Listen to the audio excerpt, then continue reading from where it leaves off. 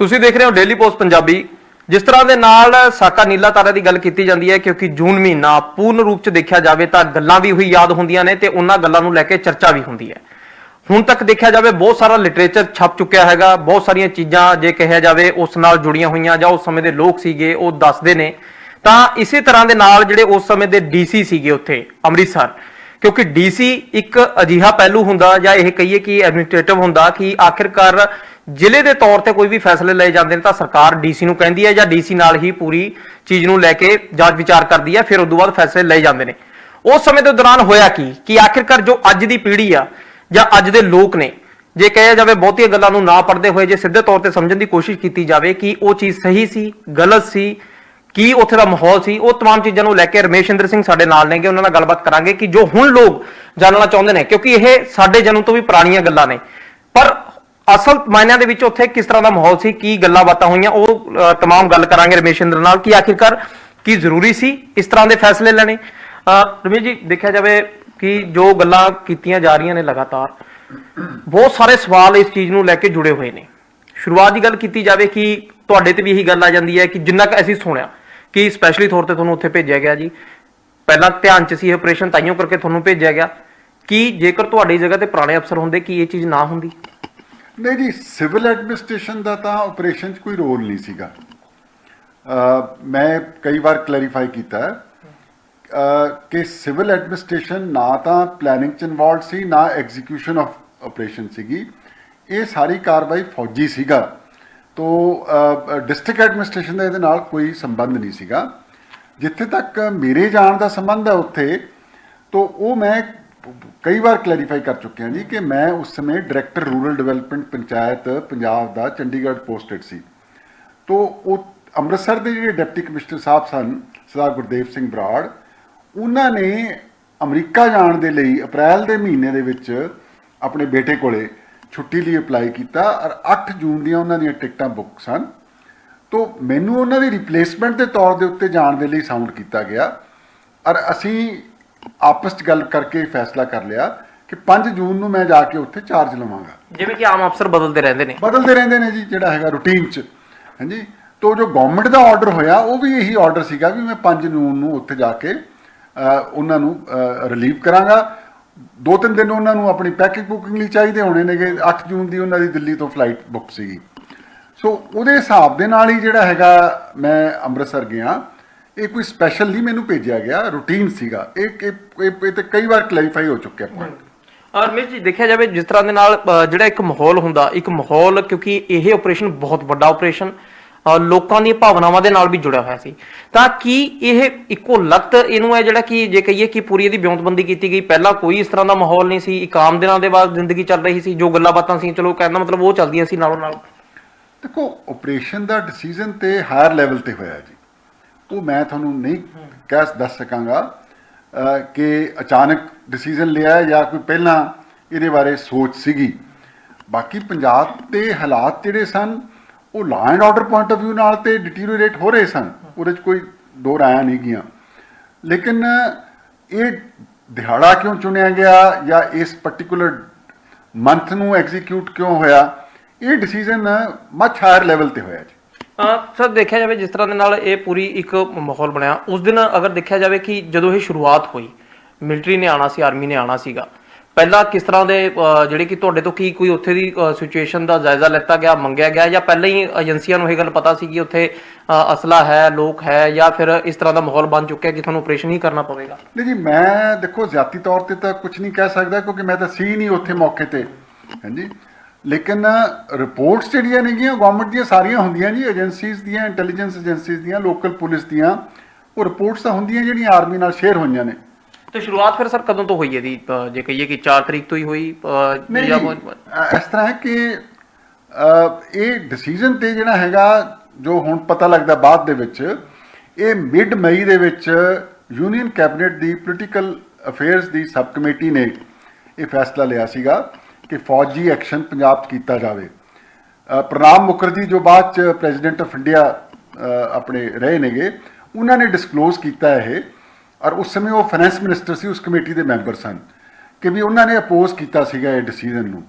But ਫੈਸਲਾ ਹੋ ਗਿਆ ਗਵਰਨਮੈਂਟ ਦਾ ਜਿਹੜਾ, ਔਰ 26 ਮਈ ਨੂੰ ਚੀਫ ਆਫ ਆਰਮੀ ਸਟਾਫ ਨੂੰ ਇਹ ਸਾਊਂਡ ਕਰ ਦਿੱਤਾ ਗਿਆ ਸੀਗਾ ਕਿ ਫੌਜ ਜਾਣੀ ਹੈ। ਇਹ ਫੈਕਟਸ ਪਬਲਿਕ ਡੋਮੇਨ 'ਚ ਨੇ, ਪਬਲਿਸ਼ਡ ਨੇਗੇ, ਪ੍ਰਿੰਟਡ ਫਾਰਮ ਦੇ ਵਿੱਚ ਅਵੇਲੇਬਲ ਨੇਗੇ। ਤੇ 29 ਤਰੀਕ ਨੂੰ ਫੌਜ ਦਾ ਪਹਿਲਾ ਦਸਤਾ ਮੇਰਠ ਤੋਂ ਅੰਮ੍ਰਿਤਸਰ ਪਹੁੰਚ ਗਿਆ ਸੀਗਾ। ਸੋ ਮਤਲਬ ਐਕਸ਼ਨ ਵਾਸ ਇਨ ਦਾ ਆਫਿੰਗ। ਐਕਸ਼ਨ ਦਾ ਨਹੀਂ ਸੀ ਪਤਾ ਨਹੀਂ ਜੀ, ਇਹ ਤਾਂ ਫਿਰ ਸੀਕ੍ਰੇਟ ਰੱਖਿਆ ਨਾ ਜੀ, ਕੌਨਫੀਡੈਂਸ਼ੀਅਲ ਡਿਸੀਜਨ ਸੀਗਾ। ਜਿਹੜਾ ਪਹਿਲੀ ਵਾਰ ਸਿਵਲ ਐਡਮਿਨਿਸਟ੍ਰੇਸ਼ਨ ਨੂੰ ਪਤਾ ਲੱਗਿਆ ਡਿਸਟ੍ਰਿਕਟ ਲੈਵਲ ਤੇ, ਉਹ 3 ਜੂਨ ਨੂੰ ਜਦ ਮੇਜਰ ਜਨਰਲ ਕੇ.ਐਸ. ਬਰਾੜ ਉੱਥੇ ਪਹੁੰਚ ਗਏ ਨੇ, ਉਹਨਾਂ ਨੇ ਇੱਕ ਮੀਟਿੰਗ ਡੀਓ ਲਿਖਿਆ ਸਰਦਾਰ ਗੁਰਦੇਵ ਸਿੰਘ ਬਰਾੜ ਨੂੰ, ਜੋ ਮੇਰੇ ਤੋਂ ਪਹਿਲਾਂ ਡੀਸੀ ਸਨ, ਤੇ ਉਹਨਾਂ ਨੇ ਉਹਨਾਂ ਨੂੰ ਕਿਹਾ ਵੀ ਮੈਂ ਆ ਗਿਆ ਇੱਥੇ ਇਨ ਏਡ ਟੂ ਸਿਵਲ ਅਥਾਰਟੀ, ਤੇ ਮੈਨੂੰ ਮੀਟਿੰਗ ਕਰਨਾ ਚਾਹਾਂਗਾ ਮੈਂ। ਤਾਂ ਉਸ ਮੀਟਿੰਗ 'ਚ ਉਹਨਾਂ ਨੇ ਦੱਸਿਆ ਵੀ ਅਸੀਂ ਐਕਸ਼ਨ ਕਰਾਂਗੇ, ਲੇਕਿਨ ਡੇਟ ਵਗੈਰਾ ਨਹੀਂ ਸੀ ਦੱਸੀ ਕਿ ਕਿਹੜੀ ਡੇਟ ਨੂੰ ਉਹ ਐਕਟ ਕਰਨਗੇ। ਯਾਨੀ ਕਿ ਐਕਸ਼ਨ ਵੀ ਕਿਸ ਤਰ੍ਹਾਂ ਦਾ ਹੋਣ ਵਾਲਾ ਹੈ ਉਹ ਪੂਰੀ ਉਹ ਵੀ ਚੀਜ਼ ਨਹੀਂ, ਬਸ ਸਿਰਫ ਇਹ ਕਿ ਅਸੀਂ ਆਏ ਹਾਂ ਤੇ ਅਸੀਂ ਆਏ ਹਾਂ ਇਨ ਏਡ ਆਫ ਸਿਵਲ ਅਥਾਰਟੀ। ਉਹਨਾਂ ਨੇ ਅਸੈਸਮੈਂਟ ਲਈ ਸਿਵਲ ਅਫਸਰਾਂ ਤੋਂ ਜਿੰਨੇ ਵੀ ਉੱਥੇ ਹਾਜ਼ਰ ਸਨ, ਲੇਕਿਨ ਕੀ ਪਲਾਨ ਸੀ ਉਹ ਨਹੀਂ ਉਹਨਾਂ ਨੇ ਸ਼ੇਅਰ ਕੀਤੀ। ਉਹ ਤੇ ਨੈਚੁਰਲੀ ਆਰਮੀ ਆਪਰੇਸ਼ਨ ਹੈ ਜੀ, ਉਹਨਾਂ ਨੇ ਕਿਉਂ ਕਰਨੀ, ਉਹਨਾਂ ਨੇ ਕੀ ਕਰਨਾ ਸੀ। ਪਰ ਜਿਸ ਤਰ੍ਹਾਂ ਦੇ ਨਾਲ ਤੁਸੀਂ ਜਦੋਂ ਫਿਰ ਸ਼੍ਰੀ ਹਰਿਮੰਦਰ ਸਾਹਿਬ ਗਏ, ਜੇ ਕਹੀਏ ਦਰਬਾਰ ਸਾਹਿਬ ਗਏ, ਤਾਂ ਉਹ ਦਿਨ ਦੀ ਕੀ ਕਹਾਣੀ ਸੀ? ਕਿ ਤੁਹਾਨੂੰ ਕਿਵੇਂ ਇੰਟੀਮੇਸ਼ਨ ਦਿੱਤੀ ਕਿ ਸਰਕਾਰ ਵੱਲੋਂ ਸੀਗਾ ਕਿ ਉਹ ਜਾਓ? ਕਿਉਂਕਿ ਇੱਕ ਡੀਸੀ ਦੀ ਵੀ ਇੱਕ ਕਾਫੀ ਅਹਿਮੀਅਤ ਰਹਿੰਦੀ ਹੈਗੀ ਹੈ ਕਿ ਜਦੋਂ ਇੱਕ ਪੂਰਾ ਕੋਈ ਡਿਸੀਜਨ ਲੈਣਾ ਤੁਹਾਡੇ ਖੇਤਰ ਦੇ ਵਿੱਚ। ਨਹੀਂ, ਮੈਂ ਜਿਹੜਾ ਸੀਗਾ ਜੀ ਦਰਬਾਰ ਸਾਹਿਬ ਆਰਮੀ ਐਕਸ਼ਨ ਦੇ ਦੌਰਾਨ ਨਹੀਂ ਸੀਗਾ, ਬਾਅਦ ਦੇ ਵਿੱਚ ਉੱਥੇ ਗਿਆ, ਬਿਕੋਜ਼ ਸਿਵਲ ਐਡਮਿਨਿਸਟ੍ਰੇਸ਼ਨ ਫਿਰ ਇਵੈਕੂਏਸ਼ਨ 'ਚ ਇਨਵੋਲਵਡ ਹੋ ਗਈ ਸੀਗੀ। ਜਿੰਨੇ ਵੀ ਲੋਕ ਜ਼ਖਮੀ ਹੋਏ, ਗੋਲੀਆਂ ਲੱਗੀਆਂ, ਮੌਤਾਂ ਹੋਈਆਂ, ਉਹਨਾਂ ਦੀ ਇਵੈਕੂਏਸ਼ਨ, ਇੰਜਰਡ ਨੂੰ ਹਸਪੀਟਲ ਜਾਣਾ। ਦਰਬਾਰ ਸਾਹਿਬ ਦੇ ਇਰਦ ਗਿਰਦ ਕਈ ਬਹੁਤ ਸਾਰੇ ਮਕਾਨ, ਦੁਕਾਨਾਂ ਉਹ ਗਿਰ ਗਈਆਂ ਸੀਗੀਆਂ, ਬੰਦੇ ਵੀ ਮਰ ਗਏ ਸੀਗੇ। ਉਹਨਾਂ ਦੀ ਇਵੈਕੂਏਸ਼ਨ ਲੰਬੇ ਸਮੇਂ ਦੇ ਵਿੱਚ, ਫਿਰ ਉਹਨਾਂ ਦੀ ਰੀਹੈਬਿਲਿਟੇਸ਼ਨ, ਇੱਕ ਨਵੀਂ ਮਾਰਕੀਟ ਬਣਾਈ ਟੈਂਪਰੇਰੀ ਦਰਬਾਰ ਸਾਹਿਬ ਦੇ ਨਾਲ, ਹਾਂਜੀ। ਜਲਿਆਂਵਾਲਾ ਬਾਗ ਤੋਂ ਥੋੜ੍ਹਾ ਜਿਹਾ ਅੱਗੇ ਜਾ ਕੇ 250-300 ਦੁਕਾਨਾਂ ਉੱਥੇ ਬਣੀਆਂ।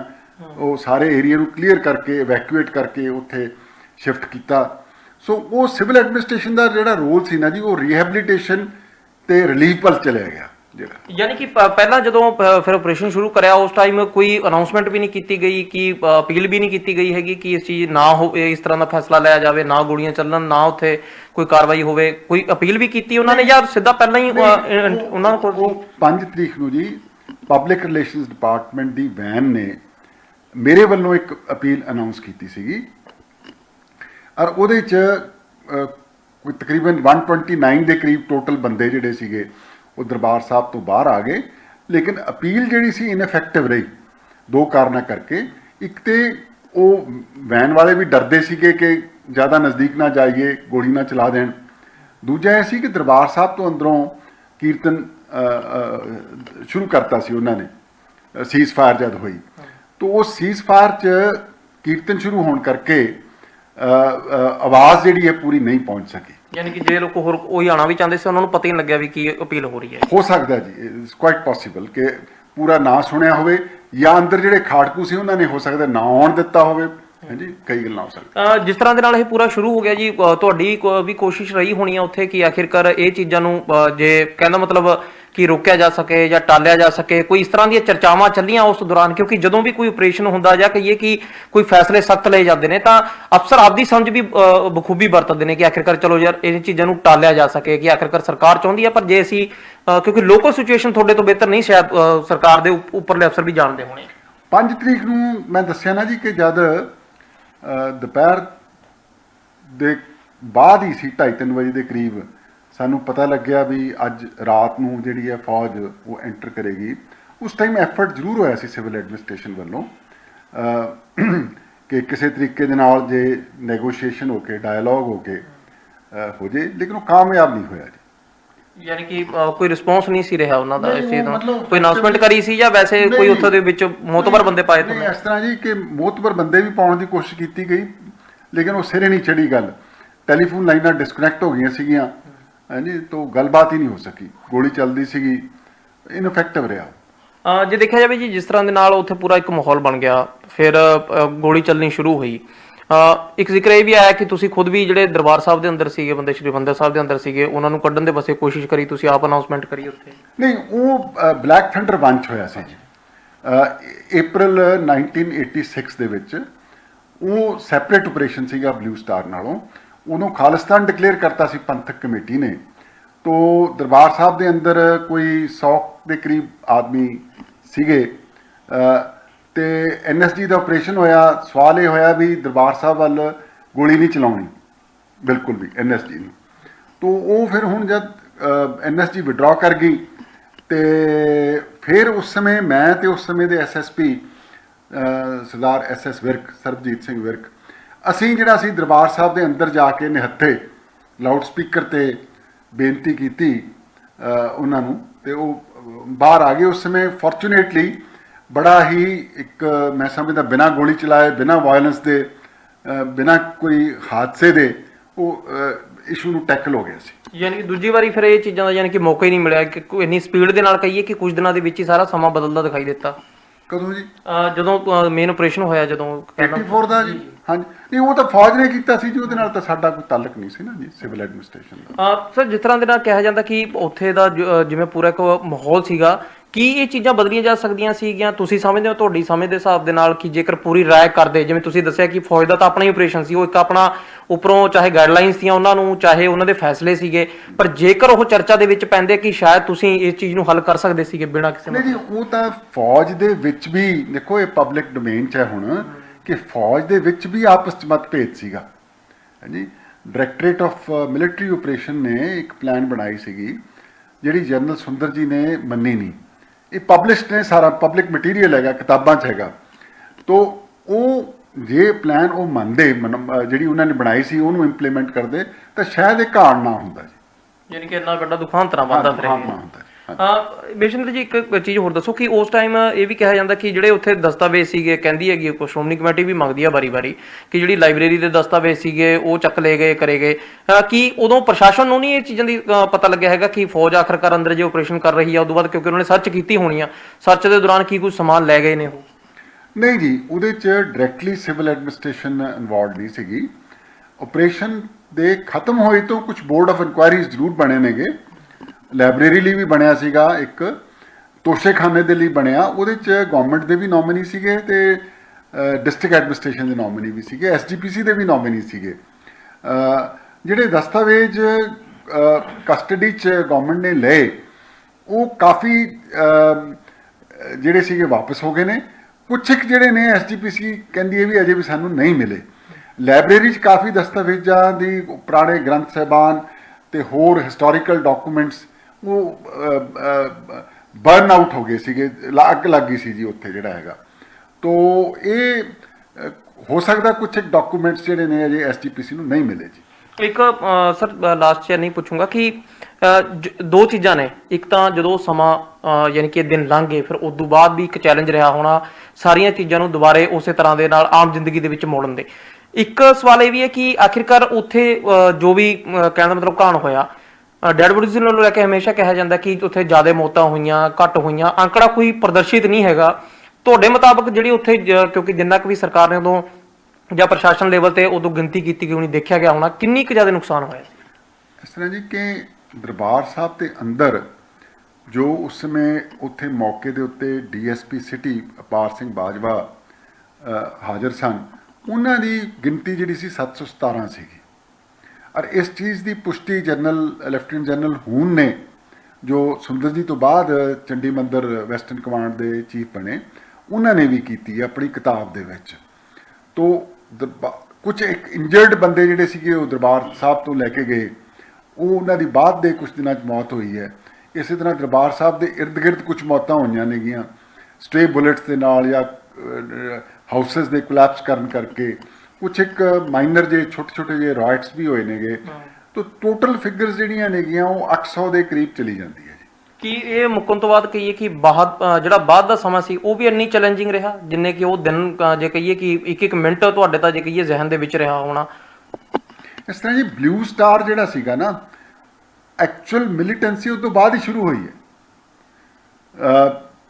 ਜੇ ਦੇਖਿਆ ਜਾਵੇ ਤਾਂ 82 ਔਰ 1983 ਔਰ 1984 ਫਿਗਰਸ ਆਫ ਵਾਇਲੈਂਸ ਵੱਧ ਰਹੀਆਂ ਸੀ ਹਰ ਸਾਲ, ਲੇਕਿਨ ਜੇ ਇਹਨਾਂ ਨੂੰ ਆਪਾਂ ਉਦੋਂ ਬਾਅਦ ਦੀਆਂ ਫਿਗਰਸ ਨਾਲ ਕੰਪੇਅਰ ਕਰੀਏ ਤੇ ਜਿਹੜੀ ਐਕਚੁਅਲ ਮਿਲੀਟੈਂਸੀ ਸ਼ੁਰੂ ਹੋਈ ਹੈ ਉਹ ਜਾ ਕੇ 1986 ਸ਼ੁਰੂ ਹੋਈ ਹੈ।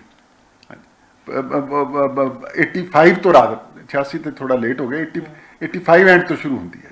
ਕਹਿਣ ਦਾ ਮਤਲਬ ਉਹੀ ਚੀਜ਼ ਮੈਂ ਤੁਹਾਨੂੰ ਪੁੱਛ ਰਿਹਾ ਕਿ ਆਮ ਲੋਕਾਂ ਦੀ, ਕਿਉਂਕਿ ਬਹੁਤ ਸਾਰੇ ਜਿਹੜੇ ਆਮ ਸ਼ਹਿਰ ਵਾਸੀ ਸੀਗੇ, ਅੰਮ੍ਰਿਤਸਰ ਦੇ ਲੋਕ ਸੀਗੇ, ਉਹਨਾਂ ਵਾਸਤੇ ਤਾਂ ਇੱਕ ਬਹੁਤ ਵੱਡੀ ਚੀਜ਼ ਰਹੀ ਹੋਣੀ ਕਿ ਜਦੋਂ ਇਹ ਸਾਰੀ ਚੀਜ਼ ਹੋ ਗਈ, ਆਮ ਲੋਕ ਸੜਕਾਂ ਤੇ ਨਿਕਲਦੇ ਵਾਸਤੇ ਡਰਦੇ ਹੋਣੇ, ਕਿਉਂਕਿ ਮਾਹੌਲ ਸਾਰੇ ਸ਼ਹਿਰ ਦੀ ਕਿਤੇ ਨਾ ਕਿਤੇ ਡਿਸਟਰਬ ਹੋ ਚੱਲਿਆ ਸੀ। ਹਾਂਜੀ, ਕਰਫਿਊ ਚੱਲਦਾ ਰਿਹਾ ਜੀ, ਕਾਫੀ ਦਿਨ ਕਰਫਿਊ ਚੱਲਿਆ, ਫਿਰ ਨਾਈਟ ਕਰਫਿਊ ਚੱਲਦਾ ਰਿਹਾ। ਜਿੱਦਾਂ ਹੁਣ ਤੁਸੀਂ ਲੋਕਡਾਊਨ ਦੇਖਦੇ ਹੋ ਨਾ, ਇਸੇ ਤਰ੍ਹਾਂ ਲੋਕਡਾਊਨ ਰਿਹਾ। ਬੱਸਾਂ ਸਾਰੀਆਂ ਬੰਦ ਹੋ ਗਈਆਂ ਸੀਗੀਆਂ, ਟ੍ਰੇਨਾਂ ਬੰਦ ਹੋ ਗਈਆਂ, ਹਾਂਜੀ, ਅਖਬਾਰ ਬੰਦ ਹੋ ਗਏ। ਤੋ ਇਸੇ ਤਰ੍ਹਾਂ ਲਾਈਫ ਜਿਹੜੀ ਸੀ ਇੱਕ ਵਾਰ ਸਟੈਂਡ ਸਟਿਲ ਹੋ ਗਈ ਸੀ, ਤੇ ਫਿਰ ਸਲੋਲੀ ਗ੍ਰੈਜੂਅਲੀ ਜਿਹੜਾ ਸੀਗਾ ਇਹਨੂੰ ਓਪਨ ਅਪ ਹੋਇਆ, ਤੇ ਨਾਰਮਲ ਲਾਈਫ ਤੇ ਜਾ ਕੇ ਜੁਲਾਈ 'ਚ ਹੀ ਸ਼ੁਰੂ ਹੋਈ ਸੀ। ਲਾਸਟ ਇੱਕ ਦੱਸ ਦਿਓ ਕਿ ਜਦੋਂ ਇਸ ਪੂਰਾ ਚੱਲਿਆ, ਆਪਰੇਸ਼ਨ ਚੱਲਿਆ, ਪੂਰਾ ਇੱਕ ਸਮਾਂ ਚੱਲਿਆ, ਕਈ ਤਰ੍ਹਾਂ ਦੇ ਫੈਸਲੇ, ਚਰਚਾਵਾਂ ਰਹੀਆਂ, ਜਿਵੇਂ ਤੁਹਾਨੂੰ ਦੱਸਿਆ ਕਿ ਕਈ ਆਰਮੀ ਨੂੰ ਆਪਣੇ ਤੌਰ ਤੇ ਸੀ, ਤੁਹਾਡੀ ਆਪਣੇ ਤੌਰ ਤੇ ਕੋਸ਼ਿਸ਼ਾਂ ਜਾਰੀ ਸੀ। ਸਨ ਜਰਨੈਲ ਸਿੰਘ ਪਟਨਾਲਾ, ਉਹਨਾਂ ਨਾਲ ਕੋਈ ਗੱਲਬਾਤ ਕੋਈ ਹੋ ਸਕੀ, ਕੋਈ ਮੈਸੇਜ ਤੁਹਾਡੇ ਵੱਲੋਂ ਗਿਆ ਜਾਂ ਉਹਨਾਂ ਵੱਲੋਂ ਕੋਈ ਆਇਆ ਕਦੇ ਇਸ ਤਰ੍ਹਾਂ ਦੀ ਕੋਈ ਚੀਜ਼? ਨਹੀਂ ਜੀ, ਉਹਨਾਂ ਨਾਲ ਮੇਰਾ ਹੀ ਕੋਈ ਡਾਇਰੈਕਟ ਗੱਲਬਾਤ ਨਹੀਂ ਹੋਈ। ਕਿਸੇ ਸਰਕਾਰ ਦੇ ਵਿੰਗ ਨੇ ਕੀਤੀ ਹੋਵੇ ਤੇ ਮੈਂ ਕਹਿ ਨਹੀਂ ਸਕਦਾ, ਕਿਉਂਕਿ ਸੁਰਵੰਨੇ ਸਵਾਮੀ ਦੀ ਕਈ ਇੰਟਰਵਿਊਜ਼ ਆਈਆਂ ਨੇ, ਉਹ ਜੋ ਕਹਿੰਦੇ ਸੀ ਵੀ ਉਹ ਮਿਲਣ ਗਿਆ ਸੀ। ਉਹ ਤਾਂ ਪਹਿਲਾਂ ਤਾਂ ਲੋਕ ਹਰ ਕੋਈ ਮਿਲਦਾ ਸੀ ਜੀ ਉਹਨਾਂ ਨੂੰ।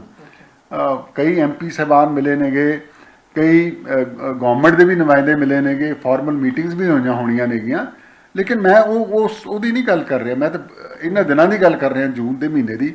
ਉਦੋਂ ਕੋਈ ਗੱਲਬਾਤ ਉਹਨਾਂ ਨਾਲ ਹੋਈ ਕਿ ਨਹੀਂ, ਮੇਰੇ ਨੌਲੇਜ ਨਹੀਂ ਹੈ। ਕਈ ਤਰ੍ਹਾਂ ਦੇ ਸਵਾਲ ਲਗਾਤਾਰ ਚੱਲਦੇ ਰਹਿੰਦੇ ਨੇ। ਲਾਸਟ ਤੁਹਾਡਾ ਕੀ ਹੁਣ ਤੁਸੀਂ ਚਾਹੁੰਦੇ, ਤੁਸੀਂ ਕੀ ਸਮਝਦੇ ਹੋ, ਯਾਨੀ ਕਿ ਇਹ ਚੀਜ਼, ਕਿਉਂਕਿ ਹਰ ਵਾਰੀ ਹਰ ਸਾਲ ਨਵੀਆਂ ਗੱਲਾਂ, ਨਵੇਂ ਸਵਾਲ ਲੈ ਕੇ ਆਉਂਦਾ, ਜਿੰਨੇ ਲੋਕ ਇੰਟਰਵਿਊ ਸੁਣਦੇ, ਤੁਹਾਡੀ ਵੀ ਇੰਟਰਵਿਊ ਜਿੰਨਿਆਂ ਨੇ ਸੁਣੀਆਂ ਹੋਣੀਆਂ, ਉਹਦੇ ਚੋਂ ਵੀ ਕਈ ਲੋਕ ਤੱਥ ਕੱਢਦੇ ਨੇ। ਆਖਰਕਾਰ ਇਹਦਾ ਹੁਣ ਹੱਲ ਕੀ ਹੈ ਕਿ ਸਾਰੀ ਸੱਚਾਈ ਇੱਕ ਰਜਿਸਟਰਡ ਬੈਨਰ ਦੇ ਥੱਲੇ ਜੇ ਆਵੇ ਤਾਂ ਕਹਿ ਸਕਦੇ ਹਾਂ ਕਿ ਇਹ ਸਾਰੀਆਂ ਚੀਜ਼ਾਂ ਤੇ ਵਿਰਾਮ ਲੱਗ ਸਕਦਾ?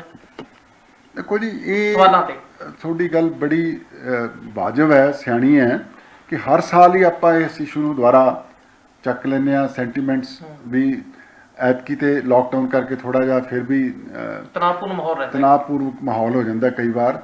ਤੋ ਇਹਦਾ ਫਾਈਨਲ ਕਲੋਜ਼ਰ ਹੋਣਾ ਬਹੁਤ ਜ਼ਰੂਰੀ ਹੈ ਜੀ, ਹਾਂਜੀ। ਔਰ ਕਲੋਜ਼ਰ ਜਿਹੜਾ ਹੈਗਾ ਜੀ, ਇਹਦਾ ਤਾਂ ਹੀ ਹੈ ਵੀ ਪੂਰੇ ਤੱਥ ਜਿਹੜੇ ਨੇਗੇ ਉਹ ਲੋਕਾਂ ਕੋਲੇ ਦੇ ਸਾਹਮਣੇ ਆਉਣ। ਇੱਕ ਤਰੀਕਾ ਇਹਦਾ ਇਹ ਹੋ ਸਕਦਾ ਹੈ ਕਿ ਟਰੂਥ ਐਂਡ ਰੀਕਨਸੀਲੀਏਸ਼ਨ ਕਮਿਸ਼ਨ ਬਣਾਇਆ ਜਾਏ, ਜਿੱਦਾਂ ਸਾਊਥ ਅਫਰੀਕਾ 'ਚ ਬਣਿਆ।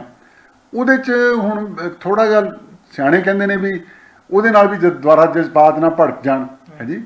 ਤੋ ਇਹ ਦੇਖਣ ਵਾਲੀ ਗੱਲ ਹੈ ਜੀ, ਇੱਕ ਬੈਲੈਂਸ ਜੀ ਅਪਰੋਚ ਲੈ ਕੇ ਜਿਹੜਾ ਹੈ, ਲੇਕਿਨ ਇਹਦੀ ਕਲੋਜ਼ਰ ਦੀ ਜ਼ਰੂਰ ਬੜੀ ਹੈ ਜੀ, ਬਹੁਤ ਜ਼ਰੂਰਤ ਹੈ। ਬਿਲਕੁਲ ਕਿਹਾ ਜਾ ਸਕਦਾ ਕਿ ਹਰ ਸਾਲ ਜਦੋਂ ਗੱਲਾਂ ਹੁੰਦੀਆਂ ਨੇ, ਤਮਾਮ ਇੰਟਰਵਿਊਜ਼ ਸਾਹਮਣੇ ਆਉਂਦੀਆਂ ਨੇ, ਚਾਹੇ ਉਹ ਪੰਥਕ ਲੋਕਾਂ ਦੀ ਗੱਲ ਕੀਤੀ ਜਾਵੇ, ਚਾਹੇ ਆਫੀਸ਼ੀਅਲਸ ਦੀ ਗੱਲ ਕੀਤੀ ਜਾਵੇ, ਤਾਂ ਇਹਨਾਂ ਦੇ ਉੱਤੇ ਆਖਰਕਾਰ ਕਦੋਂ ਕਲੋਜ਼ਰ ਹੋਏਗਾ? ਜਿਵੇਂ ਕਿ ਉਸ ਸਮੇਂ ਦੇ ਡੀਸੀ ਰਮੇਸ਼ਿੰਦਰ ਨੇ ਵੀ ਕਿਹਾ, ਤਾਂ ਕਹਿ ਸਕਦੇ ਹਾਂ ਕਿ ਹੁਣ ਜ਼ਰੂਰਤ ਹੋਊਗੀ ਕਿ ਆਖਿਰਕਾਰ ਕੀ ਸਰਕਾਰਾਂ ਇਸ ਕਦਮ ਵੱਲ ਵੀ ਵਧਦੀਆਂ ਹੋਈਆਂ ਨਜ਼ਰ ਆਉਣਗੀਆਂ ਕਿ ਆਖਿਰਕਾਰ ਪੂਰੀ ਸਹੀ ਸੱਚਾਈ ਜੋ ਕਿ